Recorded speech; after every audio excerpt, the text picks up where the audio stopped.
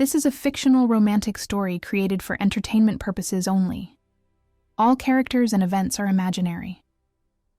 She stumbled through those doors covered in bruises, barely able to stand. And the most feared Mafia boss in New York caught her before she hit the ground. What he whispered in her ear changed everything. But here's what no one expected, including her. She wasn't just running from danger. She was running straight into it, and she would fall in love with every terrifying second. If you want to see how a broken woman and a dangerous man find each other in the most impossible way, help us reach 250 likes and comment where you're listening from. Now, let's begin. I never thought I'd end up here, bleeding on the marble floor of the most exclusive restaurant in Manhattan, surrounded by men in suits worth more than my entire life savings. But life has a cruel sense of humor, doesn't it? My name is Ivy Monroe, and 3 hours ago, I was just a woman trying to survive. The bruises on my ribs screamed with every breath I took as I pushed through the gilded doors of Bellucci's. I wasn't supposed to be here. This was a private meeting, the kind where billion-dollar deals were made and enemies disappeared without a trace. But I had nowhere else to go. David had finally crossed the line tonight. After 2 years of his jealous rages and iron fists, he'd left me crumpled on our apartment floor, promising to finish what he started when he returned. So I ran. In my torn black dress and bare feet, I ran through the freezing December streets of New York until my legs gave out. And they gave out here, of all places. The restaurant was bathed in warm amber light, crystal chandeliers casting diamonds across the ceiling. White roses adorned every table, their sweet scent mixing with expensive cologne and aged whiskey. It was beautiful, painfully beautiful, and completely silent as every pair of eyes turned to stare at the broken woman who had just stumbled through their door. I tried to straighten myself, to find some shred of dignity, but my body had other plans. The room tilted. The chandeliers blurred into streaks of gold, and then I was falling. I braced for the cold impact of marble, for more pain to add to my collection. Instead, I felt warmth. Strong arms caught me before I hit the ground, pulling me against a chest that felt like it was carved from stone. Everyone out, now. The voice was deep, commanding, with a slight Italian accent that wrapped around each word like velvet over steel. I heard chairs scraping, footsteps retreating, doors closing. In seconds, the crowded restaurant became empty. I forced my eyes open and looked up into the face of the man holding me. He was terrifying, and the most beautiful thing I'd ever seen. Dark hair swept back from a face that could have been sculpted by Michelangelo if Michelangelo had wanted to capture danger itself. Sharp jaw covered in dark stubble, full lips pressed into a hard line, and eyes. God, those eyes. They were the color of aged whiskey, burning with an intensity that made my breath catch for reasons that had nothing to do with my broken ribs. Tattoos crept up his neck, disappearing beneath the collar of his perfectly tailored black shirt.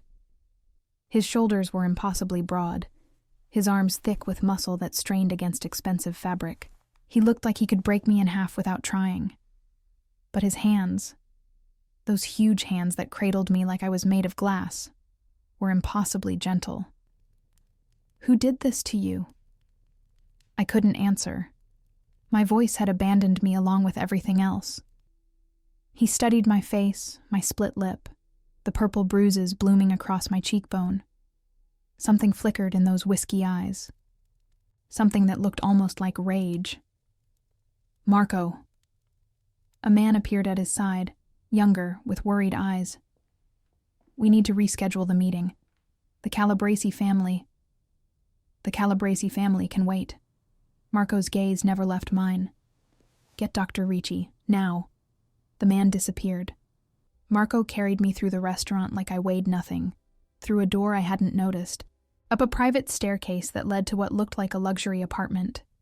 Exposed brick walls, floor-to-ceiling windows overlooking the glittering Manhattan skyline, a fireplace already crackling with warmth. He laid me on a leather couch so soft it felt like clouds, then crouched beside me, his massive frame somehow making the gesture seem tender rather than threatening. You're safe now." His voice had softened, though it still carried that edge of authority. "No one will hurt you here. I promise you that." I wanted to laugh. Safe? In the home of Marco Bellucci, the man whose name was whispered in fear across 5 boroughs? The boss of the most powerful crime family on the East Coast? But looking into his eyes, feeling the careful way his fingers brushed the hair from my face, I believed him. Against every logical thought in my head, I believed him. "Why?" I finally managed to whisper. "Why are you helping me?" He was quiet for a long moment. The firelight danced across his features, softening the hard edges, making him look almost human. "Because someone should have helped you a long time ago." He stood, shrugging off his jacket and draping it over me.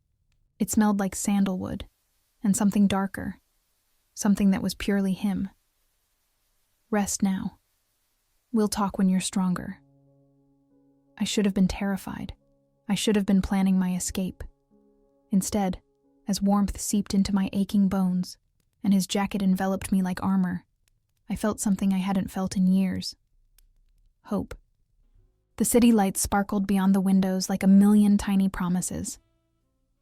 Somewhere out there, David was searching for me.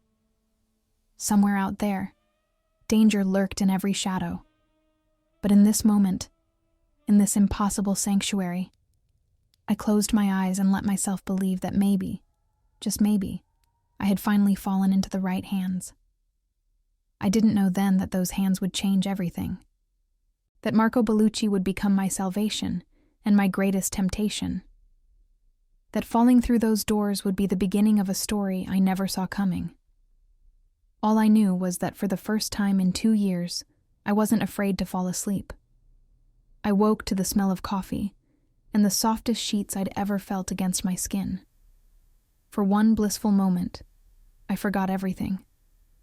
The pain, the fear, the running.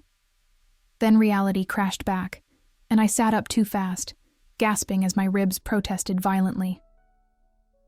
"Easy." That voice again, deep, commanding, but threaded with something that might have been concern. Marco sat in an armchair across from the bed, a cup of espresso in his tattooed hand, watching me with those intense whiskey eyes. He'd changed into a white dress shirt, sleeves rolled up to reveal forearms covered in intricate black ink. In the morning light streaming through the windows, he looked less like a monster and more like a fallen angel. Dangerous. So incredibly dangerous. How long was I asleep? My voice came out rough, broken. 14 hours. Dr. Ricci treated your injuries while you were out. 2 cracked ribs, a mild concussion, various contusions. His jaw tightened. He also documented everything. Photographs, medical reports, evidence. Evidence.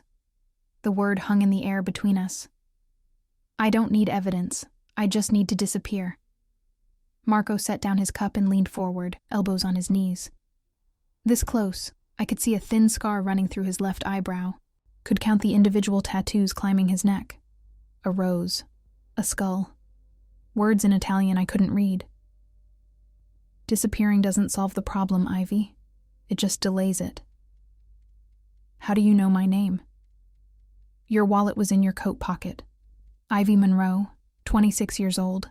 Address in Brooklyn. He paused. Address registered to a David Harrison. I flinched at the name. Marco noticed. Of course he noticed. Tell me about him. It wasn't a question. It was a command wrapped in silk. And somehow, despite every survival instinct screaming at me to stay quiet, I found myself talking.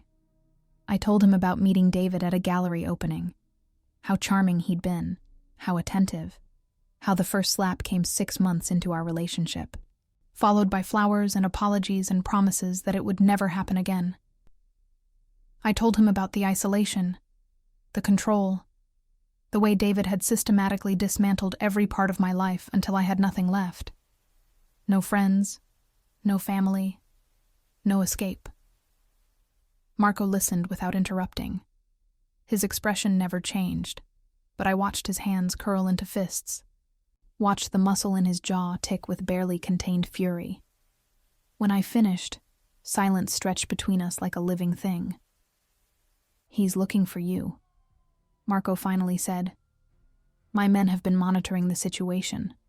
He's filed a missing persons report, playing the concerned boyfriend." His lip curled with disgust. "He's also been making inquiries. Dangerous inquiries." Fear spiked through me. "I should go. I don't want to bring trouble to—" "You're not going anywhere." Marco stood, and suddenly he was towering over me, all 6'4" of lethal muscle and barely restrained power.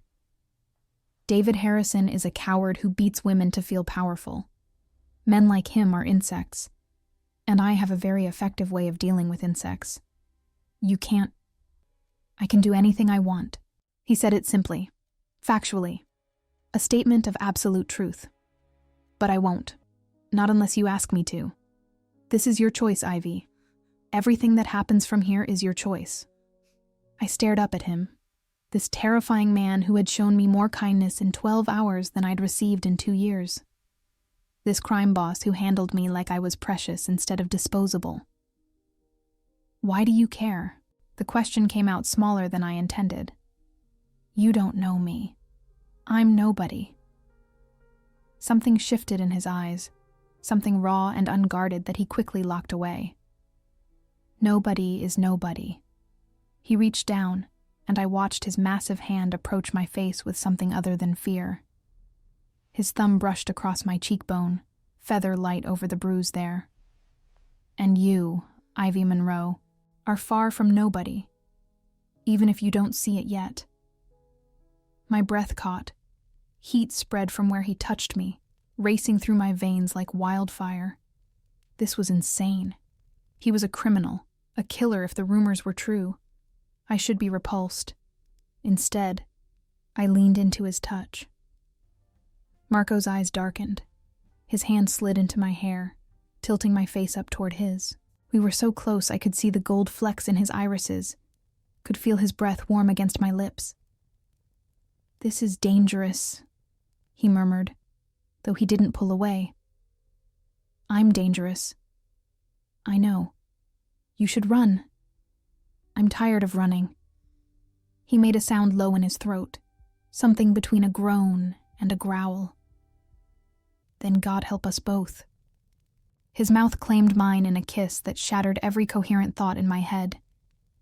It was demanding and desperate, and somehow impossibly tender. He kissed me like I was oxygen, and he'd been drowning his entire life. When we finally broke apart, both breathing hard, I saw something in his eyes I'd never expected to see. Vulnerability. Stay. It wasn't a command this time. It was a plea. Stay, and I'll protect you from every monster in this city, including the one inside me. I should have said no. Every rational part of my brain screamed that this was madness, but rationality had never kept me safe. Fear had never saved me. Maybe it was time to try something else. "Okay," I whispered. "I'll stay." The smile that crossed Marco's face transformed him completely. For just a moment, the dangerous Mafia boss disappeared, and I saw the man beneath. Beautiful. Broken. Burning. Just like me. I didn't know then that staying would mean watching Marco wage war against the darkness in both our pasts. I didn't know that loving him would require the kind of courage I wasn't sure I possessed. But I was about to find out. 3 weeks with Marco Bellucci changed everything I thought I knew about myself. I learned that I could laugh again, really laugh, while watching him curse in Italian at a pasta recipe that refused to cooperate. I learned that a man could be both terrifying and tender, that the same hands capable of unspeakable violence could trace poetry across my skin in the quiet hours before dawn. I learned that falling in love with a dangerous man wasn't the reckless thing it seemed. Sometimes, it was the bravest thing you could do. We were tangled together on the couch, Manhattan glittering beyond the windows, when Marco's phone shattered the peace. I felt him tense before he even answered, watched his expression transform from relaxed to lethal in the span of a heartbeat. When? Where is he now? A pause. His eyes found mine, something fierce and protective blazing in their depths. Don't let him leave. I'm on my way. He hung up and I already knew. I felt it in my bones before he spoke. David found you. He showed up at the restaurant 20 minutes ago, demanding to see you, making threats. Fear, that old familiar companion, tried to wrap its cold fingers around my throat. But something was different now. I wasn't the same broken woman who had stumbled through those doors 3 weeks ago. Let me face him. Marco's jaw clenched. Absolutely not. Marco. I sat up, cupping his face in my hands, forcing him to look at me. I need to do this. I need to look him in the eye and show him that he doesn't own me anymore, that he never really did. A war raged across his features. The protector in him wanted to lock me away, to handle this threat the way he handled all threats, with brutal efficiency. But the man who loved me, the man who understood that some battles had to be fought alone, slowly nodded. I'll be right beside you. If he touches you, if he so much as breathes in your direction wrong, I end him. I know. We descended to the restaurant together, Marco's hand warm and steady at the small of my back. The main dining room had been cleared except for David, who stood in the center surrounded by 6 of Marco's men. He looked smaller than I remembered. Older. The handsome mask had slipped, revealing the weak, desperate man beneath. His eyes found me and something ugly twisted his features. Ivy, thank God. I've been worried sick. Come on, we're going home. He actually took a step toward me, and I felt Marco coil like a predator preparing to strike, but I raised my hand, stopping them both. No, David, I'm not going anywhere with you. Not now, not ever. Don't be ridiculous. You don't know what you're saying. This man is dangerous, Ivy. He's a criminal. He's the first person who's treated me like a human being in years. My voice came out stronger than I expected, steadier. You beat me, David. You controlled me. You made me believe I was worthless, but I'm not. I see that now. David's face contorted with rage, that familiar fury that used to send me running. You ungrateful little... He lunged forward. Marco moved faster than should have been possible for a man his size, catching David by the throat and lifting him off the ground like he weighed nothing. Give me one reason. Marco's voice was ice and fire, barely human. One reason not to destroy you where you stand. David clawed at Marco's hand, gasping, eyes bulging with terror. This was who he really was beneath the control and the cruelty. A coward who had only ever been brave when facing someone smaller, weaker. Marco. I touched his arm gently. He's not worth it. Let him go. For a long moment, I wasn't sure he would. The violence in Marco's eyes was ancient, primal, born from generations of blood and vengeance. But then he looked at me, really looked at me, and something in him softened. He released David, who crumpled to the floor gasping. Here's what's going to happen. Marco's voice had returned to that controlled, deadly calm that was somehow more terrifying than rage. You're going to leave New York tonight. You're going to disappear somewhere very far away. And you're never going to contact Ivy again. Not a call, not a text, not even a thought in her direction. And if I don't? Marco smiled. It was the most frightening thing I'd ever seen. Then the evidence of what you did to her goes to every news outlet in the city, along with some very detailed documentation of your creative financial practices at your firm. After that, he leaned down, bringing his face close to David's. I get creative. David scrambled to his feet and ran. Actually ran, like the pathetic creature he'd always been. The door slammed behind him, and just like that, the chapter of my life called David Harrison came to a close. I turned to Marco, this beautiful, terrifying man who had somehow become my home. Tears were streaming down my face, but they weren't tears of fear anymore. "It's over," I whispered. He pulled me into his arms, pressing his lips to my forehead. "It's over, Bella. You're free." Free. Such a small word for such an enormous feeling. Later that night, standing on the balcony overlooking the city that had both broken and rebuilt me, I felt Marco's arms wrap around me from behind. "Stay with me," he murmured against my hair. "Not because you're running from something, but because you're running toward something. Toward us." I turned in his embrace, looking up at the face of the man I loved. The feared Mafia boss, the gentle protector, the unexpected answer to a prayer I didn't know I was making. "I'm not running anymore," I said, rising on my toes to kiss him. "I'm exactly where I'm supposed to be." The city sparkled around us like scattered diamonds, full of promise and possibility. I had walked through fire to get here, had fallen apart so completely I thought I'd never be whole again. But sometimes falling apart is just the first step to falling into something better, something real, something like love with the most dangerous man in New York. And I wouldn't change a single moment of how we got here. I spent 2 years believing I deserved the pain. 2 years thinking no one would ever see me as anything more than broken. Then I fell, literally fell, into the arms of the one man everyone warned me about. And he showed me what real love looks like. So tell me, would you have taken that chance? Would you have trusted the most dangerous man in the city with your heart? Or would you have kept running? Because sometimes the safest place in the world is exactly where you least expect it. If my story moved you, if it made you feel something, subscribe and stay with me. There are more stories to tell, more falls to survive, and more unexpected love waiting in the darkness.